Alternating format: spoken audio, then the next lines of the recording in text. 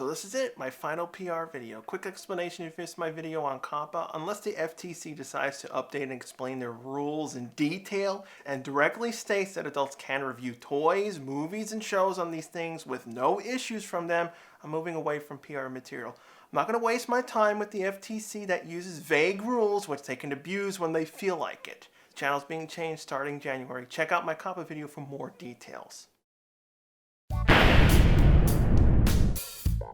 Many people fall in love with the Power Rangers series for all kinds of reasons. Japan came up with a unique style. You love the colors, the sci-fi elements, the characters remind you of friends, family, yourself, the adventure they go on, even the curiosity of it being a foreign program. When I figure that out, I always try to guess how the episodes originally played out. Even do a Where's Waldo thing, trying to see Japanese actors pop up. That was fun, especially in MMPR. The evolution of the series is interesting, from Zordon to Commander Shaw and the Talking Beast bots. Can you name something else that's changed so drastically year by year? We don't even have the same cast for long, always new people coming and going. I have lots of reasons why I stuck around with PR, and it's not because I have some sort of obligation. If a series crosses a point where it's not going to get better, I'll move on. An example I can think of is Pokemon. I've watched that series since the first season Cerulean Gym episode, I think episode 7. I survived the voice cast change and the laziness the US production team got over time when it came to translations, replacing music, or thinking Ekans evolves into Survivor. But when the Japanese writers said Ash/Satoshi's age was still 10 at the start of Black and White, constantly weakening Pikachu, making Ash a moron many times, I gave up. 13 years I watched that series day in and day out, US version, Japanese version. I was planning to give up on PR for a second time if Beast Morphers failed. Samurai, Megaforce, Ninja Steel, and Season 2 of Dino Charge all crossed that line. But Beast Morphers finally got back into the groove. Dinosaurs. This is explicitly for MMPR. Always loved dinosaurs. It was the luck of the draw that Jurassic Park came out 2 months shy of Day of the Dumpster, so I had dinosaurs in my head for months waiting for that movie to come out on VHS. When I finally saw MMPR for the first time, it was a gift from heaven when I was a kid. I wasn't a Fox fan. I always watched something somewhere else. The only thing I really saw on that station was Batman TAS. By a fluke, my sister turned on Fox one day, and the first thing I clearly remember seeing was the Triceratops Zord. Maybe that's the reason why I gravitated towards Billy as a favorite character. It was like, I've never seen this before. I never saw Voltron at that point. The 3D series wasn't out at the time. I saw the re-airings of Transformers, but this was a live-action show. And these dinosaurs were not just dinosaurs, they were robots. Jurassic Park plus Transformers. People with colored suits. So yeah, the first season blew my mind. I always enjoyed the first season. I never really owned anything from MMPR originally. It was hard in those days to get a hold of older stuff. We didn't even have the show on tape easily. So MMPR became like this mysterious show relying on old memories. It's why season 2 and 3 are really ingrained in my head, because I love season 1 so much. I became critical of the last 2 years. I had all these problems with them. Even when I was 8 and 9, it never went away. Different themes. With most other TV series, you have a set look, something you have to stick to. You really can't deviate from that, or it's not the show anymore. PR is extremely flexible. PR only has 2 consistent things: colored spandex and superhero show. But the ways you can do that is unlimited. Sci-fi, fantasy, mystery, police drama, aliens, it's all been done. SPD and Time Force are light cop shows. MMPR is a mixture of fantasy elements like magic, fairy tales, folklore, sci-fi when it comes to Zordon, Alpha, and the Zords. There's always something for someone. We even had Egyptian mythology used. Mermaids popped up. Greek gods have been done. Monsters from Chinese or Japanese stories. Even the samurai caste system was done. On top of that, seasons mix and match stuff all the time. Look at Lost Galaxy, extreme space and animal elements, plus bugs and even fate-type stories. You don't know what you'll expect when entering a new season. Sometimes it doesn't work out. Megaforce was all over the place. It was even more weirder in Ghosager. New casts. I personally think having the cast stay longer is a better choice for fleshing out backgrounds, but rotating the cast each year does the bulk of the show a favor. It's the easiest way to get something new. You're not stuck with someone you established from 5 years ago, which worked with that footage, but now breaks with this season's Sentai. The writers can take an element from the Sentai character while creating ours and mixing things together. Bridge was a blend of Sen and Jasmine in Deca Ranger. I liked that change because he could play off the oddities of those 2 characters, while Z can be her own thing. Bon and Jasmine's personalities would not work with the family bond Jack and Z had. Andros allowed a fish out of water story. He's an alien, so he doesn't understand humans all that much, almost like a kid. Speaking of kids, Justin was a thing. He opened up the series to show kids you have the potential. That's what's great about rotating the cast each year. Different people from different countries. We wouldn't have had Xander if we had the Ninja Storm cast for 5 years. Technical side. Power Rangers is a very complicated one. They save tons and tons of money from quote-unquote recycling another series.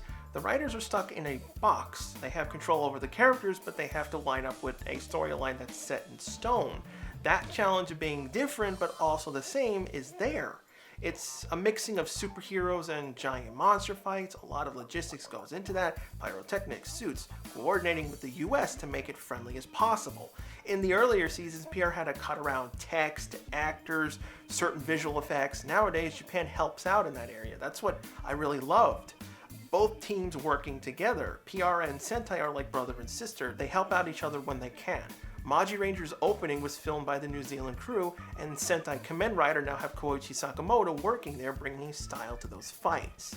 Superheroes. Heroes in general are a genre I always enjoy. Saving the day, dealing with ridiculous scenarios.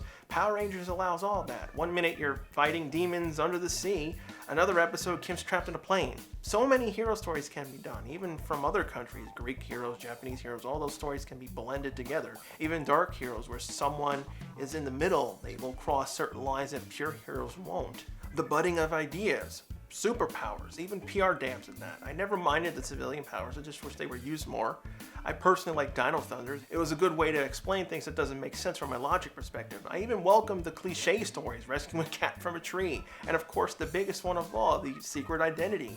That brings tons of problems to the various seasons. Some don't care, others have to deal with a lot of crap just to protect their families. You're not getting any credit saving the world while you go to school and need that 20-page report on Applebee's desk, while some plant brainwashes your team, plus the personal issues that Rangers go through. Dying, injuring a friend, protecting people. Was this the decision the right call? All those things make up a hero story.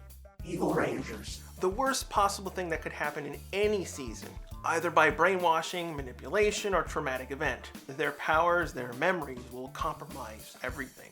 How can you fight your friend or family member? How would you deal with someone like Superman if they're brainwashed? You're also fighting for their life. Ryan, Trent, Tommy, Korag, Merrick, Blake, and Hunter were all characters that fought against the Rangers. Not only does it give an ethical conundrum, it can shatter team dynamics. One might not be able to fight them, others can't be trusted, and fear of being an accomplice or afraid of being brainwashed themselves. This story adds on to itself. Look at what happened with Dana and Captain Mitchell. He didn't know what to do. His inaction easily could have costed the entire base. Then Dana goes after Ryan. Her anger of him betraying the planet messed up her judgment. Then Mitchell did a Hail Mary throw, risking his own life to bring Ryan back. Not only that, these stories improve the villain side. It makes them smart, planning ideas. It could bring full season arcs for characters. Another more complicated aspect is starting to see the villain side's logic, where you start questioning yourself, are you on the right side or not? Zords. Yes, they're similar to the Transformers, but they're alive and humans don't pilot them. Zords are the Rangers' trusted vehicles and lifelines. They've been made from virtually any design: dinosaurs, Egyptian buildings, spaceships, cars, boats, jets, folding cubes, animals, and bugs. The only thing I don't ever see them doing is something like plants. They gave tons of story and plot conveniences. They could fit in your pocket, they could be alive and operate on their own. Of course, they're one of the key things that fans buy from the series. They're the few things we can interact with, whether you like the combining functions or the aesthetics look of them. Zords are an important staple that separates PR and Sentai from other stuff. You don't think of Ultraman or Kamen Rider when you see them. You think, that's cool, that's weird, or that's a clusterfuck. Good versus evil. The traditional good versus evil story. I always like that simple premise. Either it's someone on Earth, like Mesogog, or aliens from outer space, like Trakina. In Power Rangers' case, a lot of the villains are idiots, so you get to laugh at them screw up. Well, with some of them, I get to cry. Go away, Elgar. The beauty of having different things in each season is you're not stuck with one villain type. We went from Rita to Lord Zed, Zed being better than Rita. He didn't rely on magic, he went on his wit and tactics. Trakina had to essentially grow up through the season to become the real villain, not to mention get double-crossed. Better villains mean better heroes. You can't have one without the other. Giant fights. This is a Japanese trope. Many of their shows have this. Godzilla, Ultraman, and Kamen Rider in some cases.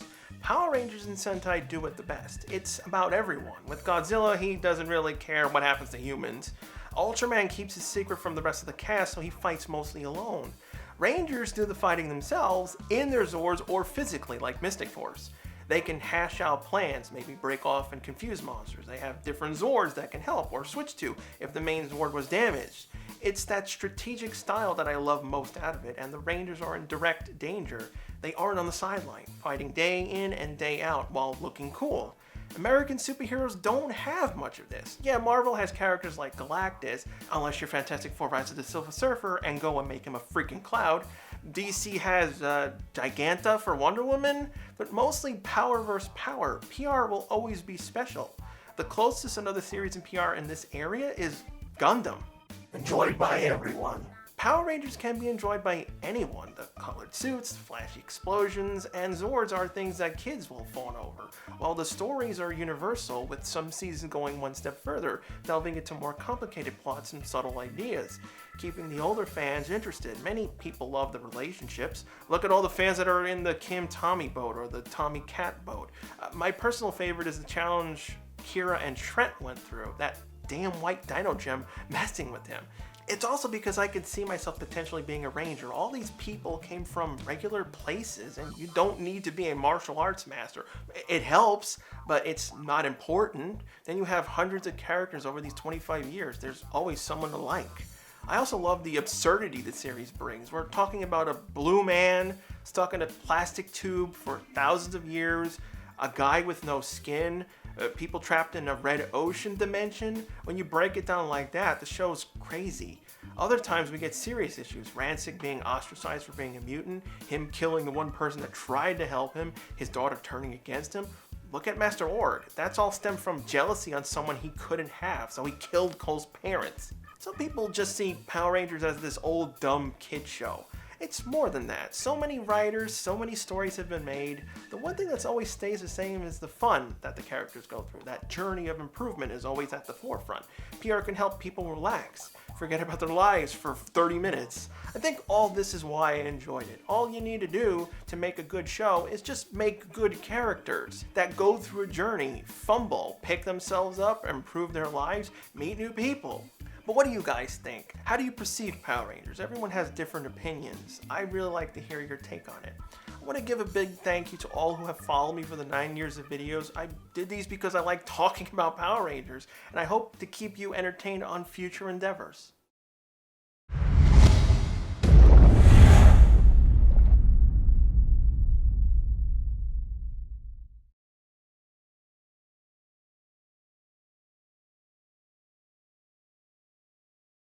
Now that's all done, I'm gonna speak freely.